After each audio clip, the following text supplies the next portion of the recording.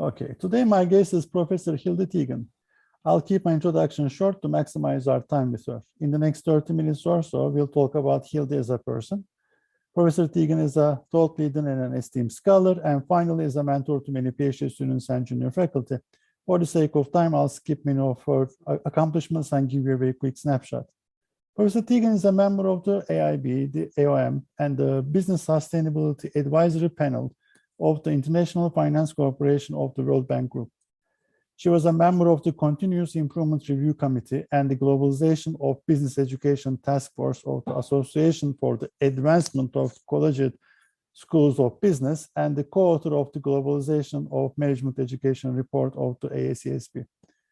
She is a recognized expert in teaching negotiations, interactions between multinational firms, governments, and non-governmental organizations.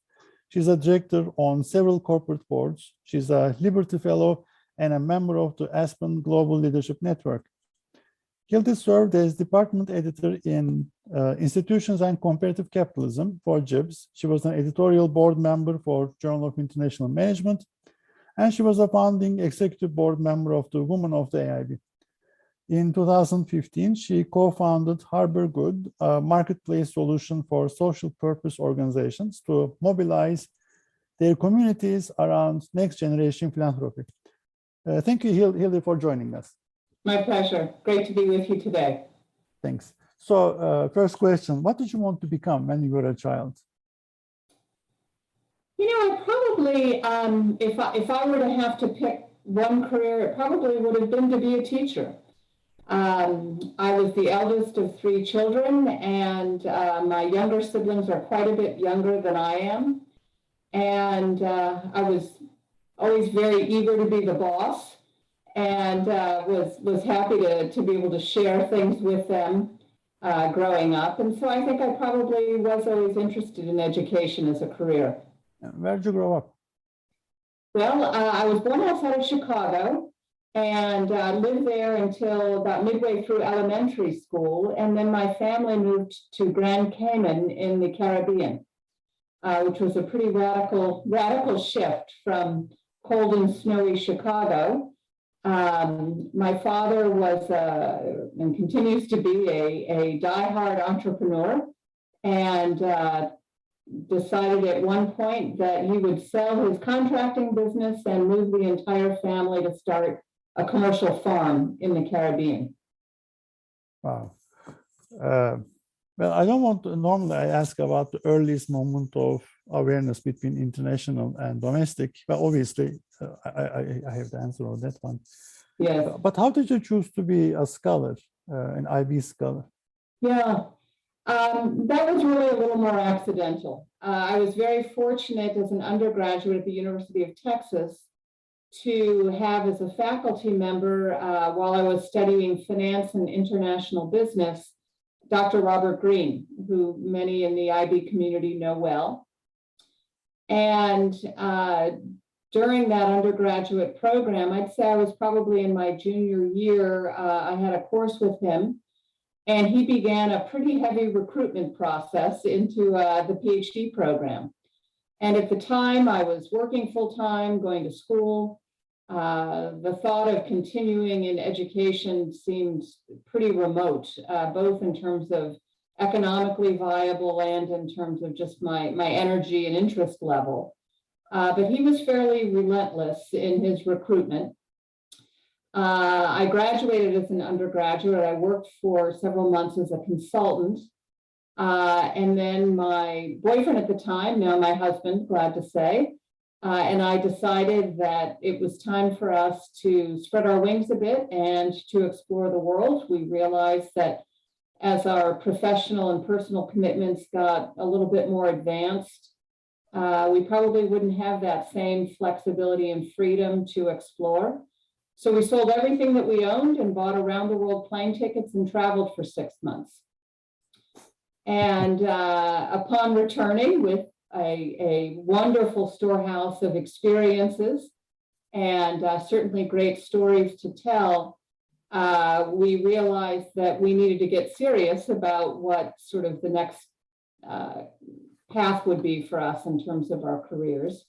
My husband had been in the building and real estate investing trade before, and he sort of doubled down on that in Austin, Texas. And I reached back out to Robert Greene just to sort of check in with him and see how things were going, really not to follow up on his prior recruitment efforts. But he said, you really got nothing else going on right now. Why don't you just take a few classes, take the GMAT, see if this might be something that would be of interest to you.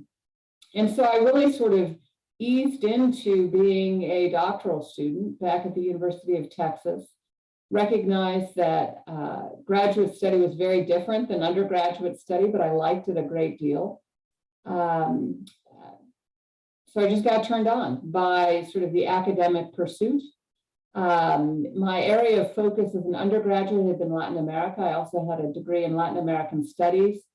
And being in a place like Austin, Texas, and this was in the late 80s, right as the run up to the NAFTA agreement was underway, it was a pretty heady time to be thinking about international business. And I recognized that there was a lot of opportunity for a young scholar to be able to take advantage of some language skill that I had and some area studies expertise to be able to begin to craft a research program related to something that was phenomenologically very current, very important, and potentially, quite impactful in terms of the economy of the US and our neighboring countries. So that's what really sort of locked it down for me, was sort of the pairing between the interest in pursuing the study intellectually with a recognition that there were important and timely questions that my newly developed expertise would be helpful in terms of our making advances around. Perfect. Something that is not on your CV that people might find interesting. Something that's not on my CV. What's not on my CV, and probably relates not, I wouldn't say to sort of an earth-shattering regret that I have, but if I had it to do all over again and were not to pursue an academic life, I may have gone more in a direction of pursuing the creative side of my interests and my passions. I love to dance. I like to paint. I feel very inspired by nature, and oftentimes I think about in those moments when you're working on the fourth revision of a paper that doesn't seem to ever want to get over the hurdle, or grading that 50th student essay. I often think about what would it have been like to have been a professional dancer or a visual artist. But those are now just hobbies and passions of mine, but not certainly things that I've attended to professionally. Do you actually allocate time for these pursuits, like dancing? I do. Fortunately, I have a partner in my husband who also loves to dance, and so we dance regularly, both out of the house and sometimes just in the living room. So that's good fun. In terms of visual arts, I probably attended that a little bit less than I'd like to. Perfect. Very interesting. So what was your biggest failure and what did you learn from it? Yeah, I think probably the thing that I've had the most regret over in terms of a failure, I mentioned a moment ago, when I was an undergraduate, I was actually working full time, and that was born of economic necessity. But I often chose jobs that were very satisfying in terms of they helped me to pay the bills or they gave me a secure roof over my head. I was a leasing agent, for instance, at an apartment complex for a while. Instead of taking the time and effort to be a little bit more purposeful, even in those lower engagement kinds of job opportunities I had as a younger person, I wished that I had really been more careful in the selections that I had made in trying to find opportunities that would really better leverage things that I was distinctively good at, as opposed to just finding ways to pay the bills. And I think that that collection of experiences really taught me that life is too short to feel like you're sort of selling out on what really matters to you or what you feel is really most consistent with where you can be at highest and best use. And so I've tried throughout the rest of my professional career to make choices that were a little bit more thoughtful and were a little bit more purposeful in terms of thinking about what can Hildy Teegen be doing that is distinctive vis-a-vis what others who might be similarly positioned to me, the kinds of contributions they might make. And so I passed on opportunities that others might have seen as being really exciting or really valuable. And I think equally as important, I took advantage of opportunities that were a little bit outside of the box, but ended up proving to be, at least for me, very rewarding in terms of growth, very rewarding, I felt, in terms of the difference or the impact that I could have. And so I think that while I have some regrets about those early times when I was an undergraduate and doing jobs that felt a little meaningless other than just paying the bills, I think that it really planted in me this recognition of the need to be really quite thoughtful in terms of what you say yes to and what you say no to. Yeah, but I mean, I hear you. I understand. I feel it. I feel exactly the same way. Foresight, hindsight, distinction. But everything teaches us something. And I remember an interview with Peter Leach, and he was talking about his time, the time in the farm, on the farm on a tractor. And I'm thinking, it's clearly teaching you something. I just don't know what. Clearly, it's not related to running regressions, or thinking about theory of the firm. But we're learning all the time. So about the personal segment, what are you most passionate about? What's the biggest goal that you have set in front of you? What's ahead of you right now? Yeah, I think both goal and trying to build from the work that I've been fortunate to be involved with all sort of relate to this question of trying to envision a society within which all of us are able to meet our fullest potential, regardless of political or legal or cultural or economic current reality blockages.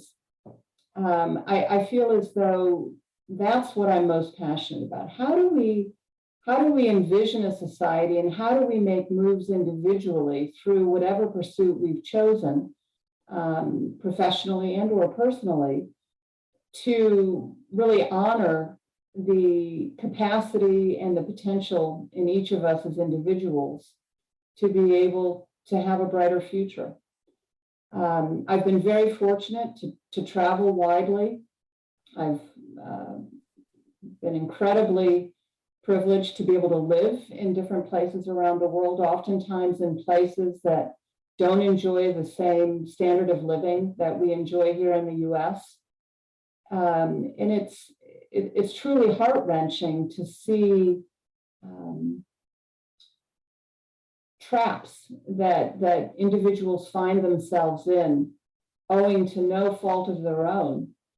And for me, I'm passionate about trying to understand how I, through my teaching and through my scholarship and certainly through my service obligations, how I can really bring my intellect and my passion to bear to trying to find new models and new ways of thinking about how we can open passages and open doorways for folks that otherwise feel closed out from bringing their fullest selves and from having an opportunity to be able to thrive and to prosper. Okay, let's say you're stranded in a cafe or a pub in one of these type of places that you just mentioned, and locals are they don't know anything about you. They don't know you're a professor. How do you explain your research to them? How do you explain the importance of your research? Yeah. Typically what I would do, and I found myself in similar circumstances, maybe not at a pub per se, but among individuals who are not typically tapped into an academic way of thinking, or even tapped into sort of understanding what international business is even about. And I typically would use as a starting place, what are the things that are getting in the way of your having a fulfilled life? It might be someone in the Dominican Republic talking about their inability to get reliable electricity so that they can have lights on in the evening, so that their children can study when they come home at the end of a day of school and to be able to do their homework. Or it might be someone in Peru who recognizes that ancestral lands that are cherished and held in high esteem are coming under threat because of decisions that are being made around water flows and or mining activities.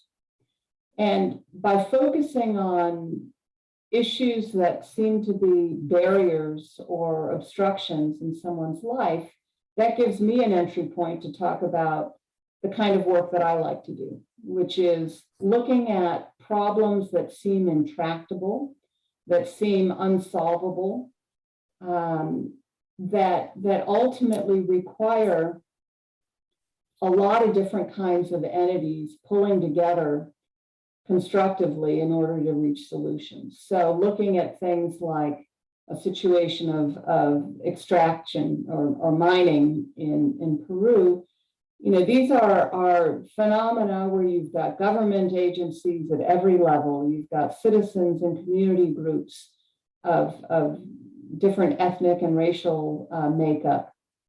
You've certainly got business organizations from large multinational corporations all the way down to small local suppliers, all of whom play some sort of role in oftentimes creating the obstruction or the challenge to begin with, but certainly in terms of finding productive and mutually satisfactory solutions moving forward. And so I talk about how we can bring tools of negotiation, tools of design thinking to bear and helping each of these parties better recognize who the other critical stakeholders are, what their interests are, what their needs are, what their own limitations are in terms of building prospective solutions that can be more productive for all involved. So ultimately, helping people to recognize that social and economic development is a team sport. And for us to really change games in terms of prospects for the future for individuals, it may be the individual that I'm speaking with, that ultimately lots and lots of different kinds of parties have a role to play in terms of crafting these solutions. And my research has largely been centered around these kinds of challenges and these kinds of interactions between firms, governments, non-governmental organizations, and other members of civil society. This was helpful. This was very good. Thank you. Now, about the omitted variables or neglected areas of research in IB. A PhD student comes to you and says, you know, for the next 5 to 10 years, what do you think is going to be the next wave? Obviously, you're talking about a different perspective of negotiating between constituents. You have a different approach. What are some of the omitted variables, in your opinion, in IB research? I promise I will revert to that question, but first I want to challenge the premise. So a doctoral student comes to me and says, what is what are we thinking about? What should we be thinking about for the next 5 years? I would stop them in their tracks right there and say, that's probably the wrong question. If you as a young and emerging scholar are really interested in having a fulfilling and productive professional career in the academy, you need to ask yourself, what are the issues that really seem to matter most to you?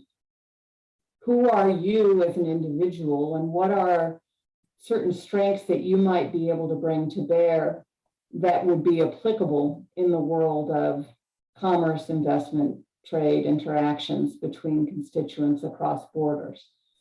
And so less than, trying to identify trends and waves, I would say that, again, to be a productive scholar, you really need to be authentic to who you are and identify where there are challenges out there in the real world that you believe the existing base of literature is not attending to sufficiently.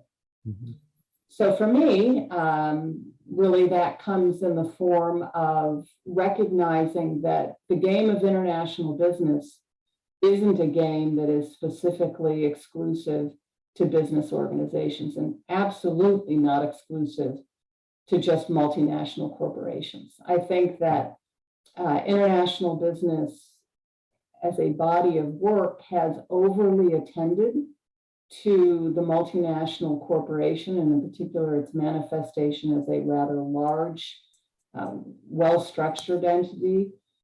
Not to say that those aren't important organizations that we need to have good awareness and understanding around, but we are absolutely ignoring so many important actors, so many of the important interactions that take place in my view, actually conditioning and predicting overall individual firm success and economic and social progress. And so I would argue that we as IB researchers and scholars really, we owe it to ourselves, but more importantly, we owe it to the community and the society that gives us the great privilege of doing this thoughtful work, to really attend more to trying to better map our research programs to the wholeness and the fullness of the phenomena as they exist in practice. I think with the recent global pandemic, we have had the great opportunity of recognizing the power of interconnectedness across borders, the extensiveness with which these connections play out. But we've also recognized, and it's somewhat laid bare, how more popularly unaware most folks are around how business and investment plays out across borders and how individuals' lives are impacted by this. Supply chain dislocations, a real obvious and clear example of that. And I think that with our research, if we think more carefully, not only about how do we rigorously and judiciously move forward on our specific research questions, but also robustly do it in ways that are understandable to the general public and to policymakers who are shaping the regulatory environments that are either enabling or inhibiting our ability as researchers, but also the ability of firms as marketplace actors to bring their expertise and bring their resources to bear in terms of shaping a better future. I think that we're missing opportunities. I want to ask you about what you think on interdisciplinary research and multidisciplinary research, and about this evolution of IB as a field from where we were and where we're coming from, where we're headed to. What's your take on the evolution that we're going through? Yeah. So I've been at this game for a while now. And when I entered international business, back in the late 1980s as a field, I was very fortunate to be working with a group of faculty who were very open and very beyond very open. Their expectations were such that a review of a literature included multiple literatures in understanding a particular problem at hand. You know, that while functional specialization is useful and helpful in many regards, that ultimately for us as IB scholars to truly understand how the phenomena that we studied are embedded in contexts as they roll out across the world, that we needed insights from not only economists, not only functional specialists in business, but sociologists, from political scientists, from anthropologists. And so this richness of base understanding was drilled in me from a very early point in my career in terms of the value and the importance. It's been my sense as my own career has progressed that IB is a field, I think largely in terms of individual faculty members trying to seek legitimacy within their own institutions, have tended to, not to a person, but in general have tended to perhaps narrow their focus and work more intensively in ways that would be seen as acceptable and accepted by base functions within business, you know, be it within marketing or finance or strategic management or OB. And I think often that has come at the expense of the richness of engagement of a variety of disciplines and backdrops that could be brought into the work to make it not only more interesting, but I would argue more correct in terms of better mapping to the reality in the world of international business practice. I feel very fortunate to be at my home institution now at the University of South Carolina that has been long committed to this more both multidisciplinary and interdisciplinary approach to IB. You know, I count as my faculty collaborators in our group folks who are trained in this wide variety of disciplines. And I am convinced that each of us, with our own specific research programs and interests, our work has been made better by having regular conversations with colleagues who really have been normed, have been shaped, have been framed in terms of their thinking from a variety of fields. And I think that I really wish that more schools and more of us as scholars within the field would be more actively seeking and more demonstrably appreciative of the contributions of scholars from other disciplines. Right. Now about advice. I mean, obviously Robert Greene had a huge impact on you and on how you formed your initial opinions about the field. But can you, other than, or maybe even Bob Greene, what was the best advice you received from your advisor or mentor when you were going through the program?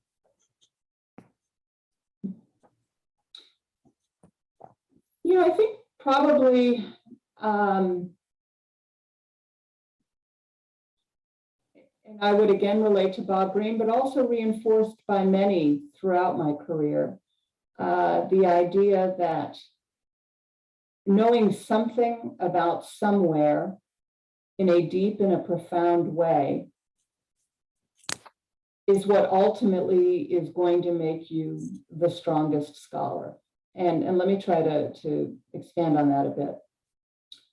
When I was in the PhD program, I had mentioned that the NAFTA negotiations were sort of underway. And while I certainly was privy to media reports and had opportunities to speak to business leaders in the US about what was going on with regards to these nascent negotiations, it was clear that for me to be able to develop a research program around what ended up being around strategic alliances between Mexican and US firms in the run-up to and subsequent to the formation of the NAFTA agreement, that ultimately I had to learn a heck of a lot more about Mexico and Mexican business and the fears and hopes and dreams of people on that side of the border, in addition to what I was beginning to understand about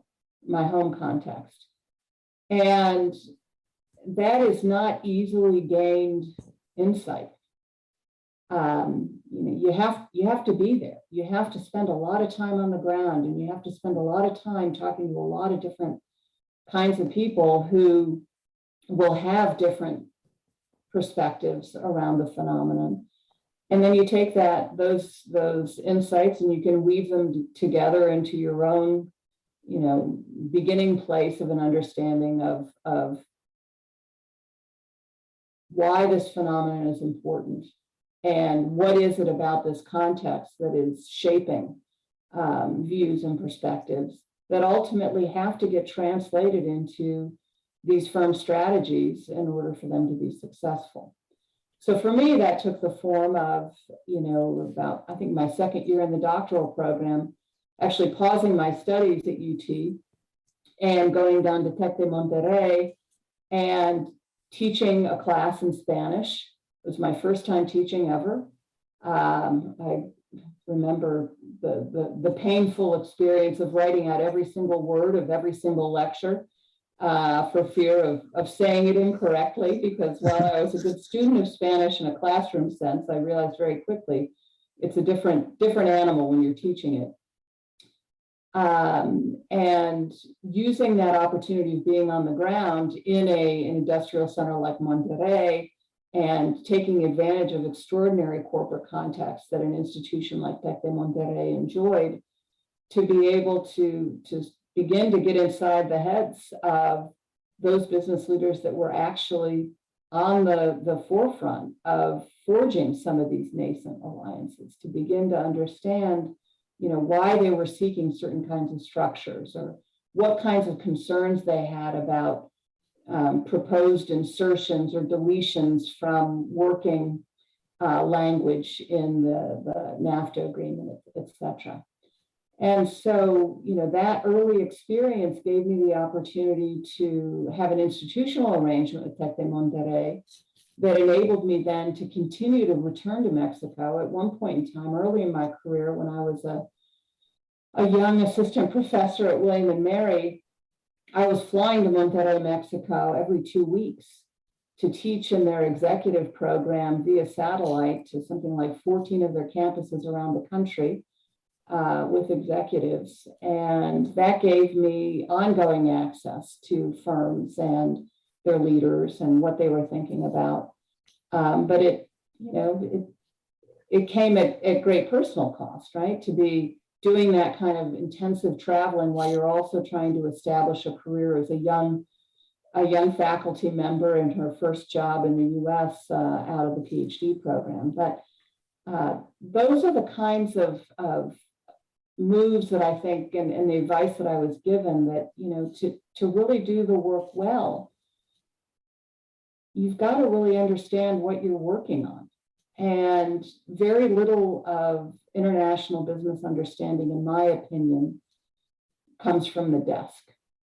I think the things that have been the most profound in terms of my own understanding and learning have come through experiencing, not firsthand, but at least alongside of those who are experiencing firsthand these different activities or initiatives as they're playing out. Hildy, you covered the junior faculty and the PhD students very well, the advice portion. About mid-career colleagues, people after tenure, what's your advice on mid-career scholars? In my experience, most folks, once they've been tenured and they're entering their mid-career, they have been imprinted based on what they've done their first 6 or so years in their academic career. And I think oftentimes that's a pity because, you know, for many, they still have decades of a career to build moving forward, coupled with the extraordinary luxury, at least in many institutions where we call ourselves professionally at home, of tenure, you know, of a tenured position. And so my advice to mid-career folks is, you know, you did what you did to get tenure, and that's great. Congratulations. It's a big achievement. You should feel very, very good about that achievement.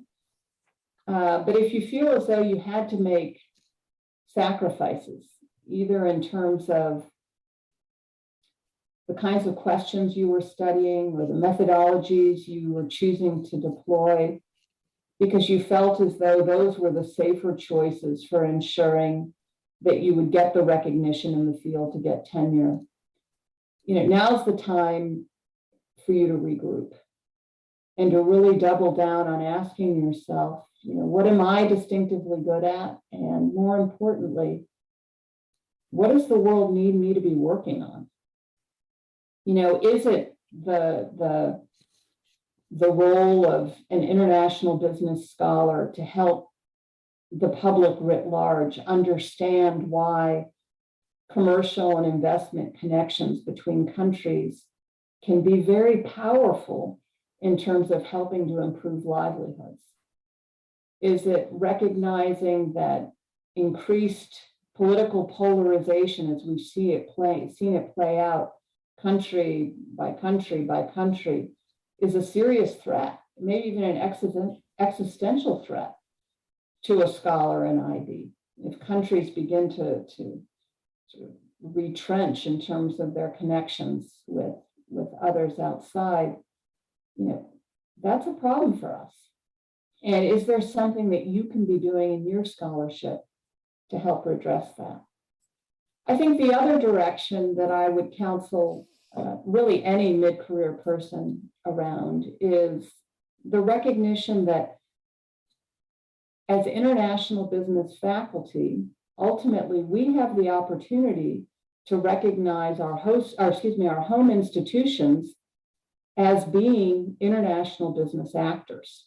So we have the opportunity to get better at, to study, to understand how complex organizations function across borders just by looking at our home institution. And I think that for many very newly seasoned, I should say, scholars who have been successful with their research enterprise, they've often done it with protection from service obligations in their home institution.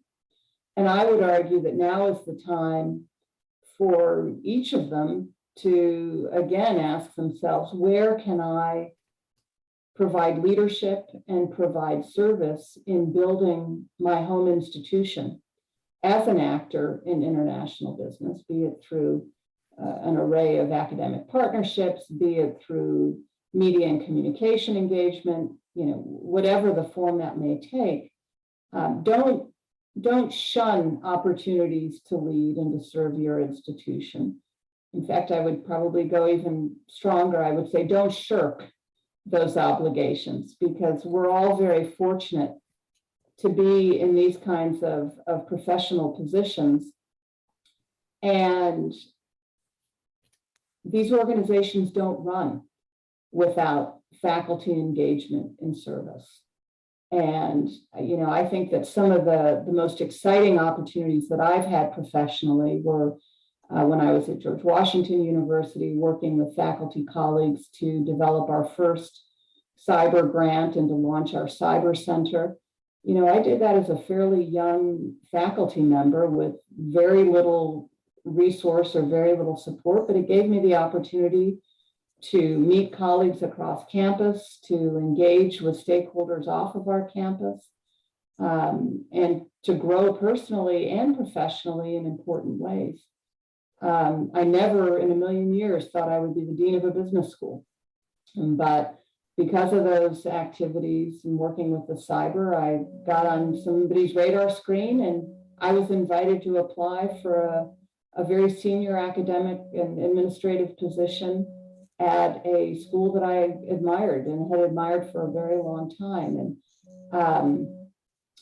you know, it was a big stretch and certainly a shift I hadn't envisioned, but an extraordinary opportunity to be able to serve and lead and to do some things that otherwise I wouldn't have had the chance to do. And I think those kinds of experiences have absolutely helped to strengthen my research and strengthen my ability to be a meaningful and productive teacher with the students that I work with. Hildy, what's a question that I should have asked you but haven't?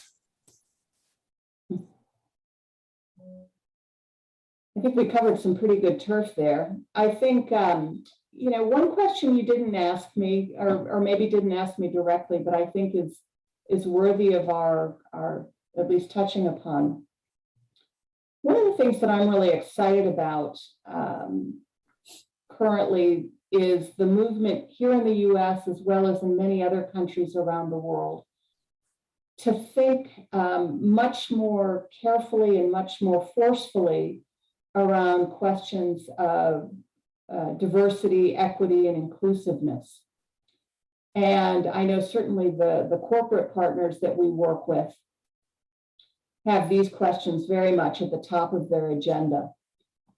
And it is absolutely clear to me that we as IB researchers and teachers have a lot to bring to that party.